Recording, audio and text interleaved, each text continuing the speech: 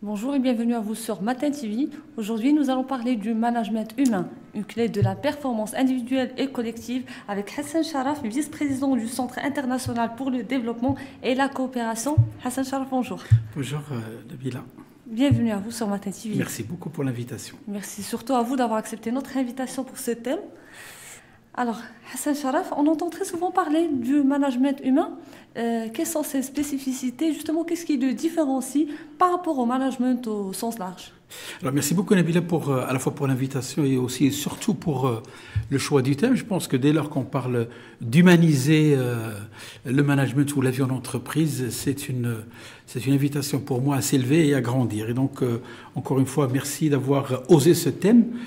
De mon point de vue, les principes fondamentaux d'un management basé sur une approche humaniste, j'ai listé, parce que j'ai fait mon homework, donc j'ai listé un certain nombre d'éléments qui me paraissent pertinents: la liberté de choix, la capacité pour un collaborateur ou un manager, quel qu'il soit, d'exprimer ses talents, le principe de la reconnaissance. Je pense qu'on pourrait le développer après, la reconnaissance vis-à-vis d'autrui, la reconnaissance des compétences, l'autonomie aussi fait partie de ce principe, des principes humanistes. Le fait que tout un chacun qui travaille au niveau d'une entreprise soit sur des challenges, et donc il peut relever à la fois des challenges perso et professionnels, et donc c'est un chemin d'épanouissement dans lequel on va grandir. Il y a aussi le respect de la singularité. J'aime beaucoup ce terme, puisqu'il est en lien aussi avec la transformation digitale qu'on pourra aborder tout à l'heure. C'est le principe de la singularité, la subjectivité de chacun. Et donc une entreprise qui va adopter un management humaniste se doit d'être à la fois inclusive, digitale peut-être. Maintenant, il n'a pas le choix. Apprenante, parce qu'une entreprise qui aussi investit le champ de l'apprenance ou de l'apprentissage et du développement des compétences, c'est qu'il y a un chemin, c'est qu'il y a une vision. Et s'il y a une vision, c'est qu'il y a un sens à la base de ce manager. Et donc, un manager positif ou un manager humaniste, c'est quelqu'un qui donnera du sens, c'est quelqu'un qui permettrait à tout un chacun de se réaliser de façon individuelle et de façon collective. J'insiste sur ce link parce que, me semble-t-il, l'expérience au niveau d'une entreprise, c'est une partie de la vie, c'est pas toute la vie. Et si on passe au niveau de l'entreprise beaucoup de temps, plus que 10 heures ou 14 heures par jour, je pense qu'il faut le passer dans une ambiance à la fois favorable à son développement, à son épanouissement et un développement à la fois profitable à l'entreprise et à la personne. Juste pour rester dans les principes fondamentaux du management humain, quelle place pour l'écoute active?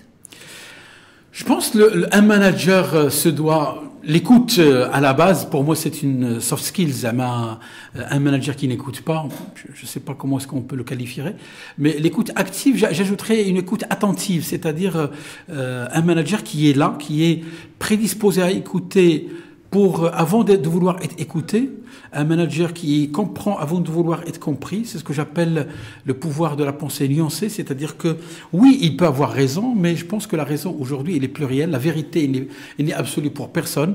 L'écoute active ou l'écoute attentive permettrait d'être dans le respect de l'autre, parce qu'il peut apporter un plus, dans une forme de reconnaissance de ses compétences, parce qu'on a des collaborateurs qui sont experts dans un certain nombre de métiers, ouais. Et donc ils peuvent apporter un plus. Un manager qui les écoute, qui sait apprécier à chacun sa vraie valeur, qui va être dans une forme d'intelligence aussi émotionnelle pour les aider, les supporter, les comprendre, les fédérer, les orienter et profiter justement de tout le savoir qui est à la fois individuel, mais aussi pour une performance collective. Donc l'écoute active, sa place, elle est fondamentale. C'est pas... C'est ce qui permet aussi au manager peut-être de comprendre les contraintes et les limites des collaborateurs. Je pense que le manager, on peut y mettre tout. Il faut qu'il développe la vision, il faut qu'il ait un sens, il faut qu'il soit à l'écoute, etc. Je pense qu'au jour d'aujourd'hui, nous sommes dans une logique où on parle de co-construction, de co-développement, de co-réalisation. L'entreprise n'est pas l'apanage du chef d'entreprise. C'est une expérience humaine de tous. Et donc la responsabilité est partagée. C'est une responsabilité partagée. Il faut pouvoir s'écouter, il faut pouvoir être conviviaux. On parlait peut-être en introduction. Il faut pouvoir faire des sourires à tous ceux qui bossent avec nous, à les aider à se développer, à grandir, à progresser. Et ça, on peut pas le faire d'une manière autoritaire ou d'une manière top-down. C'est quelque chose qui se construit, c'est un exercice au quotidien. Et donc, c'est le même principe que l'inclusion. Le digital aujourd'hui, si on en parle dans une entreprise, puisque les entreprises se digitalisent de plus en plus, on va y arriver. On ne peut pas aujourd'hui construire une vision en marge. C'est-à-dire qu'il y a le top management qui va réfléchir sur une stratégie et les autres, ils sont là, ils vont l'exécuter. Aujourd'hui, on parle de système agile, on parle de squad factory, on parle de beaucoup de choses qui font que on est dans la co-construction. Il y a même des équipes qui aujourd'hui, où le chef d'entreprise, il est un membre dans une équipe projet qui est pilotée par un expert métier de cette même entreprise.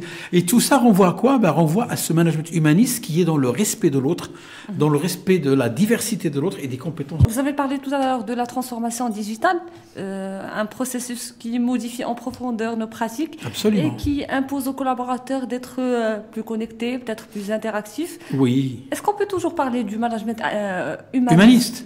Je pense que c'est le défi du XXIe siècle.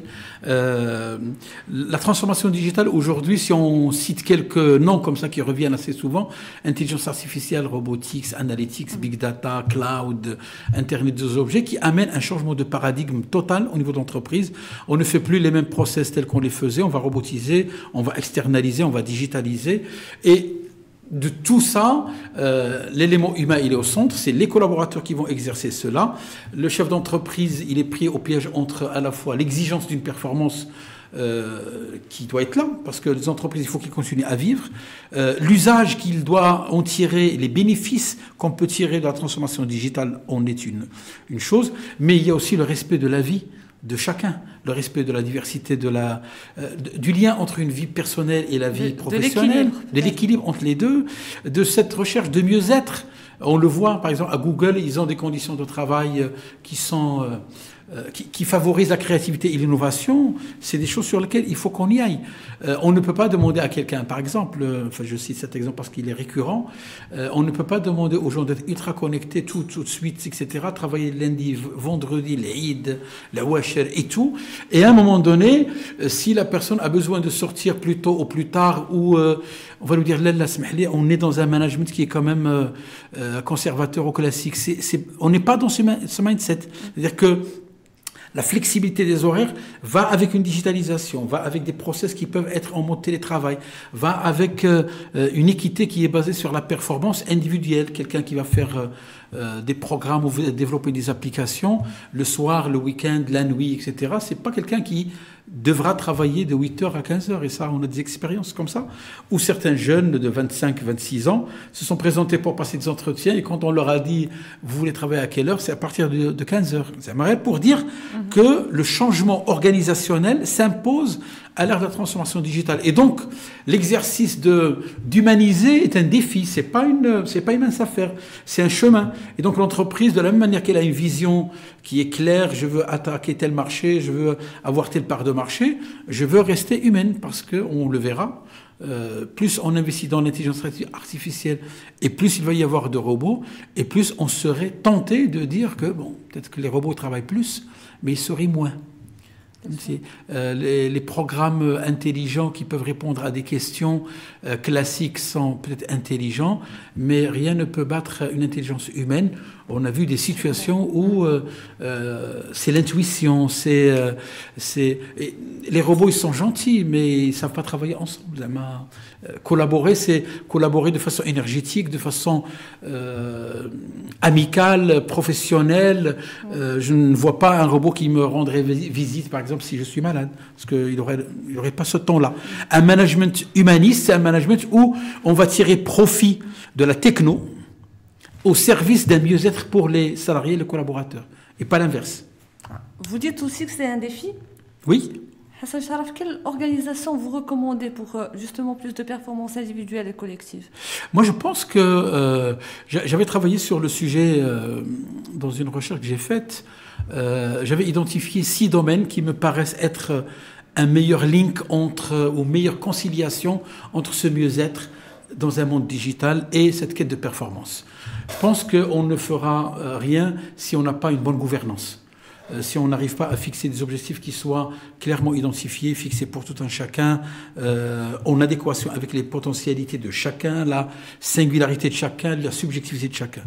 Si on est dans un management où on donne des ordres contradictoires, on n'est pas dans un management humaniste. Si on est sur un mode de management où je veux tout de suite, ici et maintenant, et qu'en même temps je ne donne pas les moyens ici et maintenant, on risque de créer du stress, on risque de créer du burn-out, on risque de créer de la tension et on risque de créer des équipes qui ne travaillent pas ensemble mais qui se déchirent entre elles. Troisième élément qui me paraît important, c'est la convivialité. L'entreprise devrait être, l'organisation devrait permettre plus de convivialité, plus de respect de l'autre.